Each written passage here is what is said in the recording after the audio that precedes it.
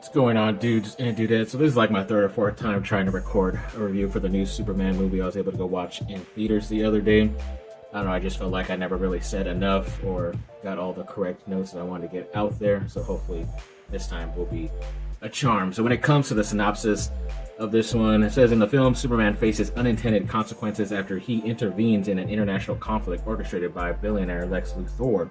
Superman must win back public support with the help of his reporter and superhero colleagues. And yes, that's basically what it is. He gets in trouble for doing this stuff, and it's obviously a little bit different where it's like Superman can kind of always just do whatever anywhere, and then he would be applauded for it. But now it's kind of like you cross enemy lines and you're going to get in trouble and all this stuff. And obviously Lex Luthor is behind everything. And overall, I did enjoy the movie. I thought it was really good. A lot of good action, very fast paced, even for a movie just under 2 hours. Very comic book movie. I don't feel like I was lost because I'm not really into comic books, but I understood a lot of the characters that were in there. There were quite a few bit of characters in there that weren't just Superman, so it's like I can understand why a lot of people are really like this movie or thought it was a bit too much, or you're kind of just thrusted into this story too, where it's like it's already been 3 years since he's been Superman out and about, and then he already has a relationship with Lois Lane and everything like that. But I want to get through some of the notes that I did have down. So when it comes to Lois Lane and that relationship, I thought it was too rushed. They did have a lot of drama between each other, especially early on in a relationship, which I thought was kind of off in my opinion. And then it also didn't pay off in the end, where obviously they do like a big old kissing, spinning in the air kiss and all that. A big spinning kiss in the air scene with him and Lois, and I think you're supposed to feel something for that because they kind of made it a big moment.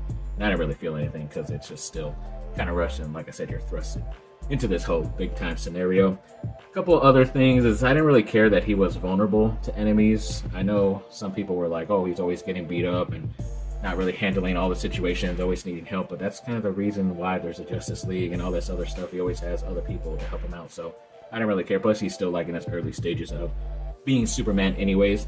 I did feel like some of the characters were not as important, maybe like Hawkgirl or some of the other reporters as well in there. And I thought maybe they could have had a montage leading up to the beginning of the movie and where we are. I know they did like a quick synopsis of like some wording, like text to read, but I thought just about Superman himself, he did like a quick, Rocky montage for like a minute or two. I think we would have gotten it. And then, yeah, Lex Luthor, I thought he was a great villain, but he kind of ends too soon and too easy, in my opinion. It's not a spoiler, because obviously Luthor always loses to Superman at some point, but I'm sure they have some future stuff for him, because Nicholas Hoult did a great job, in my opinion. So hopefully I got enough of the information out that I wanted, but yes, I still recommend you go seeing the new Superman movie.